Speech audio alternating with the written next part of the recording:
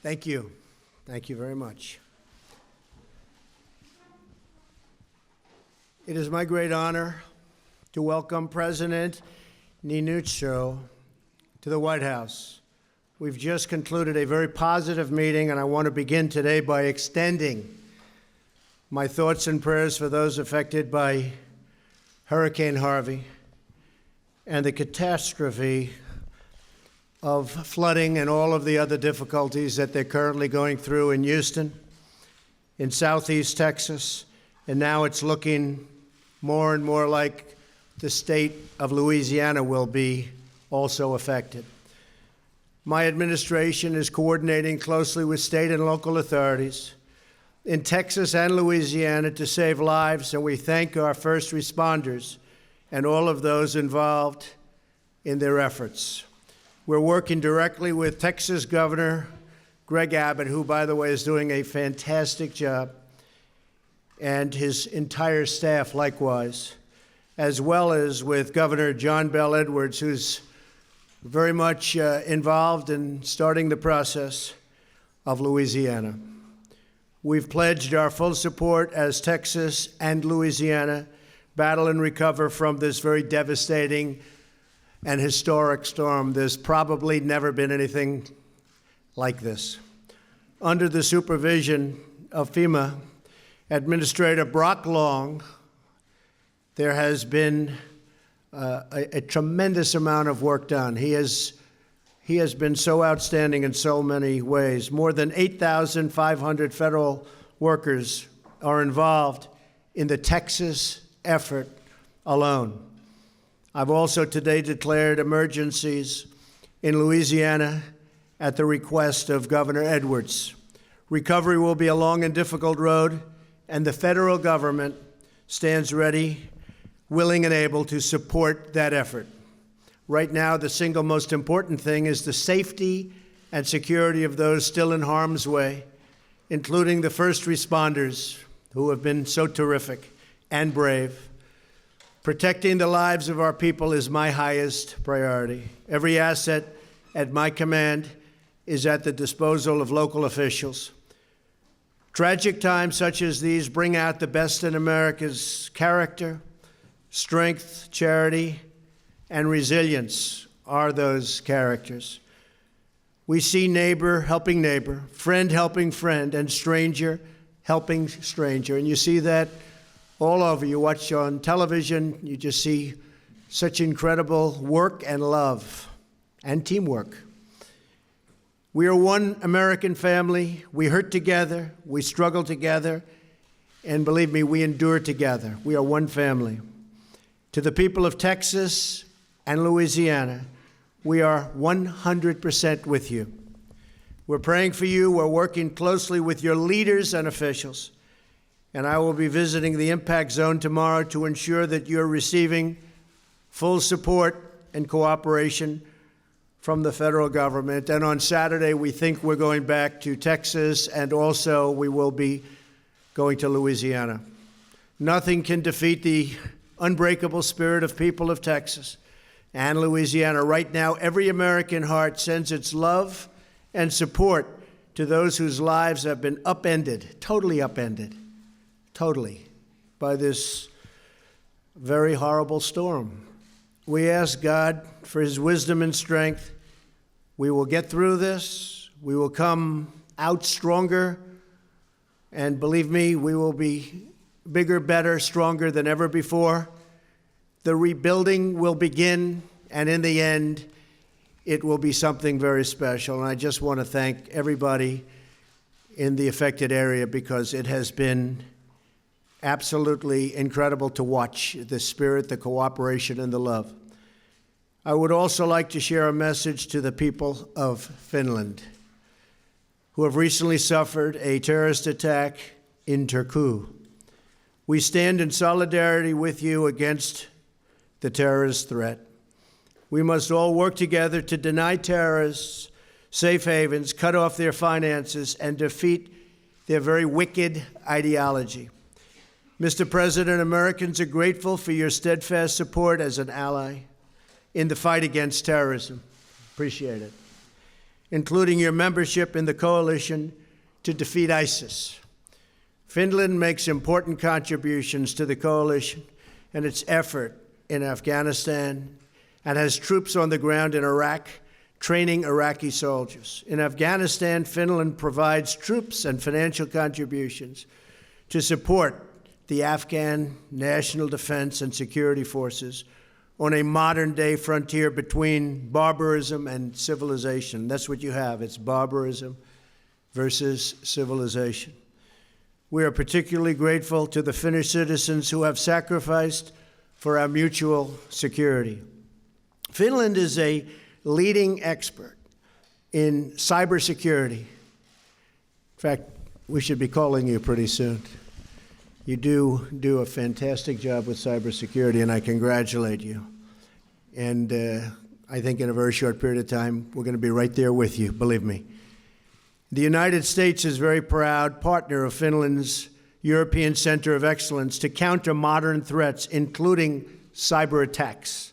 In addition, we look forward to your leadership as chair of the Arctic Council. The Arctic region has strategic and economic importance for both of our nations, very much so. The foundation of our friendship is our shared love of freedom. On behalf of all Americans, I congratulate you and the Finnish people on the 100th anniversary of Finland's independence, 100 years. It's fantastic. In honor of Finland's centennial, the United States is contributing an additional $500,000 to the Fulbright Finland Foundation. Through the Fulbright program, we are sending more of our best and brightest to Finland, forging lasting connections between Americans and Finns. On the economic front, we seek fair and reciprocal trade to benefit both of our countries. I applaud Finnish companies for their commitment to increase investment in the United States, adding new technologies and adding good jobs for hardworking Americans. Thank you. The U.S.-Finnish partnership is rooted in our shared interests and common values. As President, and I must say, and I want to thank you, President, we've discussed and we look forward to further strengthening these bonds of culture, commerce, and cooperation between our two countries so that our citizens and our nations can thrive and prosper together. Mr. President, I'd like to thank you very much for being at the White House and had a great meeting in the Oval Office. It's my honor to have you here. Thank you. Thank you very much. Mr. President, I want to thank you for your very kind words. And I just want to tell you that it is a great pleasure and honor to be here today. I thank you also for the discussions we have had. They have been of most interest. Thank you. We have been closely following Hurricane Harvey. Our thoughts are with the people of Texas and Louisiana. They and you, Mr. President, have shown strength and courage to overcome this catastrophe. It has been touching to watch the TV and see how people help each other. That is what we basically are built of, helping each other. Finland highly appreciates our close relationship with the United States. Today, they are broader than ever, ranging from security to defense cooperation to trade and innovation. We are indeed celebrating our 100 years of independence. I want to thank you for the generous gift presented to the Fulbright Finland Foundation. I want to also to take this opportunity to greet the almost 700,000 Americans who have a Finnish origin.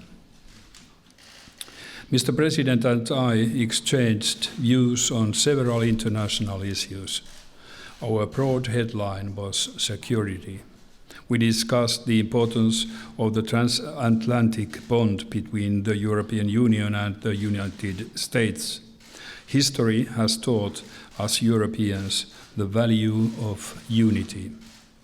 The US and NATO presence in Europe and in Baltic Sea are most important, and they are increasing rapidly.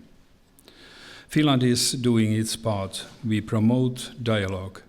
To reduce risks, Finland has proposed steps to improve flight safety in the Baltic Sea area.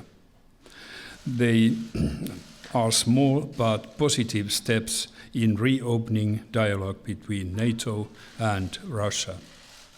We remain committed to supporting Afghanistan, and we are a dedicated member of the global coalition against ISIS. Finland took the chairmanship of the Arctic Council from the United States in May. We can't afford losing the pristine Arctic nature. Finland firmly believes that business and environment can both be winners in the Arctic. A good example is reducing black carbon.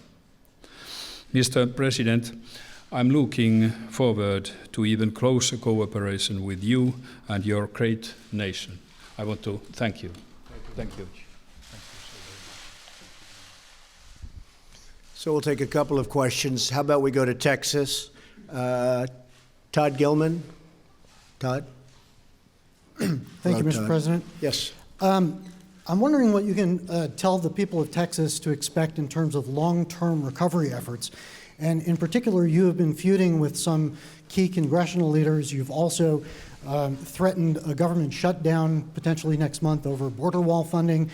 Are these going to hamper long-term, the funding that will be needed long-term for recovery? No, Todd. I think that you're going to see very rapid action from Congress, certainly from the president, and you're going to get your funding. It's a terrible tragedy. Your governor has been absolutely outstanding in the job he's done and his entire staff. And I will say that I just spoke with Greg, and he is working like 24/7. We expect to have requests on our desk fairly soon, and we think that Congress will feel very much the way I feel, in a very bipartisan way. That will be nice, but we think you're going to have what you need, and it's going to go fast. Texas is a unique place. It's a great, great state, great people, and I think you'll be up and running very, very quickly, really very quickly. So, yeah, I think you're going to be in fantastic shape. I've already spoken to Congress, and everybody feels for you and feels for what you're going through, but at the same time, they have great respect, even additional respect for the state, because you've handled it so well, so brilliantly. But it's a long road, still pouring, still a lot of rain. Nobody's ever seen anything like it. I've heard the words epic, I've heard historic. That's what it is. But you will have what you want, I think, very, very quickly. And Todd, you can ask a question to the president. Sure, thank you. Does this situation make you reconsider the possibility of a government shutdown next I think month? it has nothing to do with it, really. I think this is separate. This is going to go really very, very quickly. Again, I've spoken to many of the people we're talking about, and everybody feels the same way I do. Thank you. And Mr. President, I wanted to ask you, your neighbor Russia has meddled in U.S. politics. They have a military exercise coming up in the next few weeks in the Baltic. There are tensions over there. What kind of advice have you offered and can you offer to the United States in dealing with this adversary? Sir, we are not feeling ourselves as advisors, but we are feeling ourselves as doing all what is possible to maintain peace. And that is what we are doing in Baltic Sea area too. You referred to different kind of military training, which is going to happen there. I have to tell you that a couple of weeks ago I met President Putin, and there were media interested in why Chinese Navy is having a training together with Russians in Baltic Sea area. Putin answered that it is not a bloc, it's not against anybody. My answer was that we are also training in Baltic Sea with the United States and Sweden, and it is not a bloc, it's not against anybody. So we have to be very careful that this huge training, huge military trafficking over Baltic doesn't cause any accidental problems, because we know that from accidents might grow whatever. And that is why I think it's important that we continue to work with NATO to enhance, like I said, dialogue between Russia and NATO. And it is going forward. You have a question? Finnish broadcasting company, where you are, okay.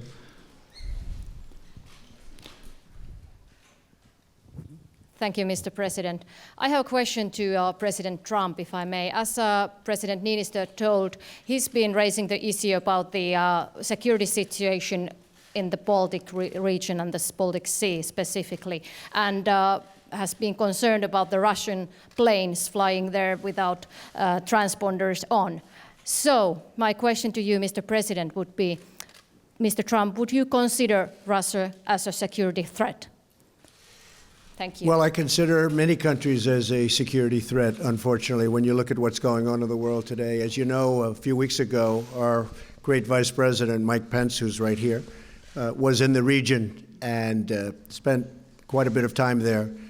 We consider that a very, very important part of the world. We have great relationships there. We have a great relationship with Finland. And so I would consider many countries threats, but these are all threats that we'll be able to handle if we have to. Hopefully we won't have to handle them, but if we do, we will handle them. Can I have a follow-up, as he had also? So if the situation in the Baltic were to escalate, what would the US be ready to do in that unfortunate circumstances? Well, we are very protective of that region. That's all I can say. We are very, very protective. We have great friends there, great relationships there. We are extremely protective. Okay. Thank you. Sir. A question for the President? Yes. No. Sometimes Do you have a question for the President? Do you have a question for the President? It's all right. Somebody else can. You don't have to. Mr. President, Länne Media from Finland. Okay. Did you speak about climate change at all? And what about your, Mr. President Niinistö, initiative about cleaning up the Arctic and doing it together with the United States? What kind of response did your idea receive here in Washington, D.C.? We discussed a lot about black carbon. And to explain to everybody, what happens is that from atmosphere, black carbon covers the Arctic. And we know what happens when sunshine meets black. It melts the ice. And the problem is not only Arctic. If we lose the Arctic, we lose the globe. That is reality. So we must fight against those emissions spreading black carbon. I understood that the United States is going to put it in half. And we know that black carbon sources are, a lot of them in Russia. They are old-fashioned energy plants producing heating. The other problem is flaring. You know that in oil fields they flare up the extra gas, and the amount is huge. Yearly they flare 40 times more than Finland spends gas. So if we can, and here comes also a business to picture, it would be a good business to renew those old-fashioned plants, to make more with less energy. It would be a business to stop flaring, to take use of that gas which is now burned for wind. And I think that these elements are such that we can continue discussing in Arctic Council. We have inherited the chairmanship from United States, and we continue the work. We had a very good discussion, Yep. in particular on the Arctic and black carbon. And I think we have much in agreement. One of the things we also agree on, we want crystal clean water, and we want clean air, the cleanest ever. Very important. So we have a lot of agreement. John Roberts, yes?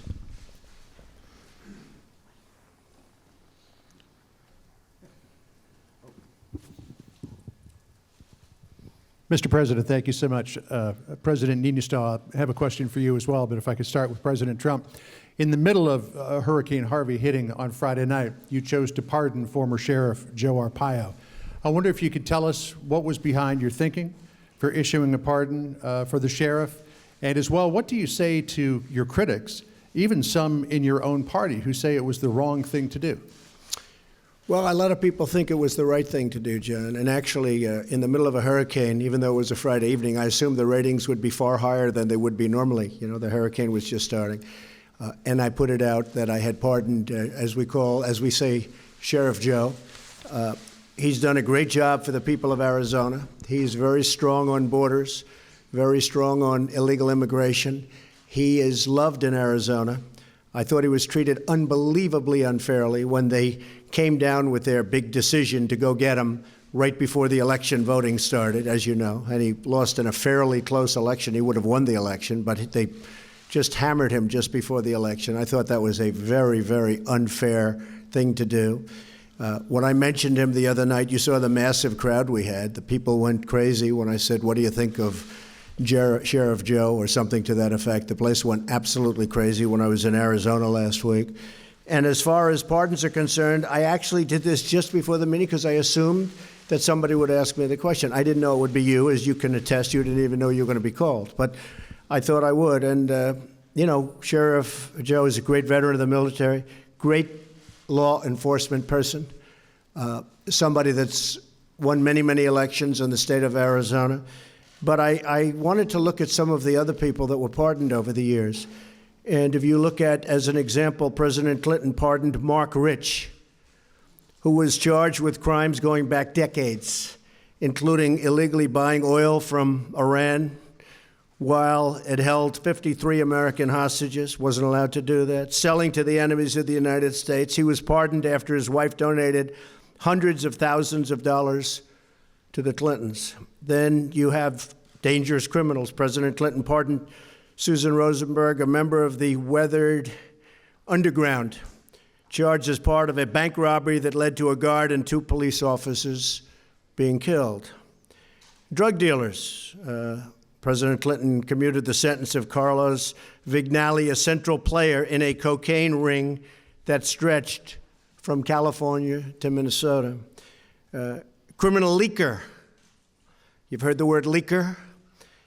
President Obama commuted the sentence of Chelsea Manning, who leaked countless sensitive and classified documents to WikiLeaks, perhaps and others, but horrible, horrible thing that he did, commuted the sentence, and perhaps pardoned. President Obama commuted the sentence of Oscar Lopez Rivera, who was charged as part of a violent independence group from Puerto Rico responsible for 28 Chicago area bombings and many deaths in the 1970s and 1980s. Sheriff Joe is a patriot. Sheriff Joe loves our country. Sheriff Joe protected our borders. And Sheriff Joe was very unfairly treated by the Obama administration, especially right before an election that he would have won. So, and he was elected many times. So I stand by my pardon of Sheriff Joe, and I think the people of Arizona who really know him best would agree with me. Thank you very much. Mr. President, I'd like to claim prescience that you did all the research, but I'm afraid I have to confess the question was fairly obvious. And President Niinistö, I'm sure that President Trump either briefed you today or you're aware of his new plan for Afghanistan that really relies at its core in bringing the Taliban to the table for negotiations. Given the history and the ideology of the Taliban, do you ever believe that they would honor any kind of an agreement that was ever made, or would they, when the United States and Finland and other countries leave Afghanistan, renege on that deal? Yes. First of all, I want to underline that Finland has been involved from the very beginning to all the attempts to solve the situation in Afghanistan. We have troops there, we have also financial aid going on all the time. We have to try in all possible ways to solve the situation in Afghanistan. It has been ongoing quite a long time, for decades.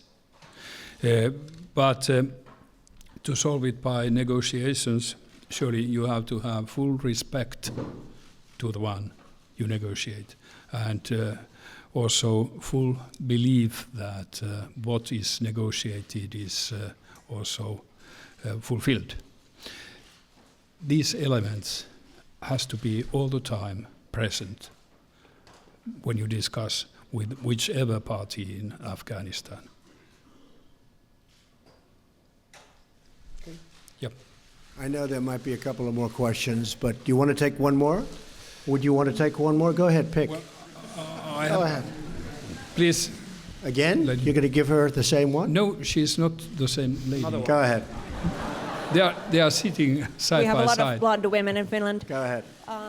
Mr. President Trump, what kind of role do you see as Finland having in the US-Russia relations? Do you think Finland could be of assistance, helping US get better relations with Russia? Well, I hope that we do have good relations with Russia. I say it loud and clear. I've been saying it for years. I think it's a good thing if we have great relationships, or at least good relationships with Russia. That's very important, and I believe someday that will happen. It's a big country. It's a nuclear country. It's a country that we should get along with, and I think we will eventually get along with Russia. Finland is respected by Russia. Finland has been free of Russia, really, just about one of the few countries in the region that has been for 100 years.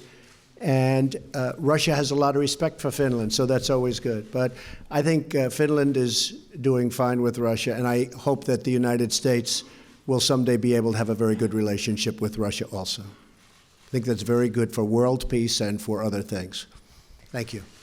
As a follow-up, if Finland's relationship with Russia were to deteriorate, would the US, what kind of assistance would the US be willing to give to Finland bilaterally if we needed it? Well, as I said before, that our relationship with Finland is a very close one, and we're always ready to help Finland. One of the things that is happening is you're purchasing large amounts of our great F-18 aircraft from Boeing, and it's one of the great planes, one of the great fighter jets, and you're purchasing lots of other military equipment, and I think purchasing very wisely. I know all of the military equipment, and I actually agree with everything you purchased. We talked about it before. I think Finland's really a respected country militarily. It's got large armed forces for its size as a country, really proportionally probably one of the biggest in the world, if you think of it. I guess so. But they're very respected militarily, and they're respected beyond militarily. So hopefully it'll never come to that. Thank you. And President Niinistö? President Niinistö, did you discuss Russia, and did you offer any assistance to the US with their relationship with Russia? Well, like I said earlier on, we did discuss about Russia, but actually I don't feel myself or Finland being any advisor to anybody. But we try to do our best, and hopefully we get also results from that. I want to remind you that in NATO meeting a year ago, approximately, it was stated by all NATO countries that with Russia you have to be deterrents, but you have to exercise dialogue too. These two-way elements have to be there. Yeah, go ahead. Thank you, Mr. President. Trey Inks with One America News. In the aftermath of Hurricane Harvey, do you believe that cutting FEMA's budget is the right thing to do? No, I think what's going to happen is the FEMA money is relatively small compared to the rebuilding money. So FEMA right now, we have the money necessary for Texas and Louisiana if we need, but the real number, which will be many billions of dollars, will go through Congress. I think it'll happen very quickly. It'll go very fast. And I want to congratulate you on the network. It's a great network. Thank you. If I may follow up on one other question from Yes. earlier. The southern border wall, is your plan still to have Mexico pay for the wall? Yes, it will. One way or the other, Mexico is going to pay for the wall. That's right. It sir- may be through reimbursement, but one way or the other, Mexico will pay for the wall. We're right now negotiating NAFTA. In my opinion, Mexico's been very difficult, as they should be. Why wouldn't they be? They had a sweetheart deal for so many years. It's one of the great deals of all time for them, one of the worst trade deals ever signed. I guarantee you, Mr. President, Finland would never have signed NAFTA with Russia or whoever you wanted to. This is not a deal that you would want to sign. This is not a deal that Finland would know about. NAFTA is one of the worst trade deals ever signed at any time, anywhere in the world. And I can understand why Mexico is being difficult, because why wouldn't they be? They've had it their way. But no, Mexico will pay for the wall. It may be through reimbursement. We need the wall very badly. As you know, Mexico has a tremendous crime problem, tremendous. One of the number 2 or 3 in the world. And that's another reason we need it. And just to add on, tremendous drugs are pouring into the United States at levels that nobody's ever seen before. This happened over the last 3 to 4 years in particular. The wall will stop much of the drugs from pouring into this country and poisoning our youth. So we need the wall. It's imperative. We may fund it through the United States, but ultimately Mexico will pay for the Sir, wall. if I may follow up, on Tuesday you said if we have to close down our government, we are building that wall. Well, If I hope Mexico that's is not paying for the necessary. wall, why would we Let me close just tell down you. our government? Yeah, I hope that's not necessary. If it's necessary, we'll have to see, but I hope it's not necessary. The wall is needed from the standpoint of security. The wall is needed from the standpoint of the drug scourge, what's coming through and through that area, through the areas that we're talking about. As you know, I have General Kelly here. We stopped traffic coming through 78%. It's going to be, I think, 81% this quarter, which is a record. In other administrations, if they stopped it just a little bit, like 1 or 2 or 3%, they considered that a great thing. We're up to almost 80%. We'll soon be over 80%. But you need the wall to do the rest, and you need the wall for the drugs. The drugs are a tremendous problem. The wall will greatly help with the drug problem, and ultimately that's a good thing for Mexico also. We have a very good relationship with Mexico, but I will say that dealing with them, I've always said, I've talked about NAFTA, you've heard me many times, and I've said that we will either terminate it or renegotiate it. We're in the process of renegotiating right now, renegotiating the deal. I believe that you will probably have to at least start the termination process before a fair deal can be arrived at, because it's been a one-sided deal. And this includes Canada, by the way. Great respect for Canada, great love for Canada. But it's been a one-sided deal for Canada and for Mexico.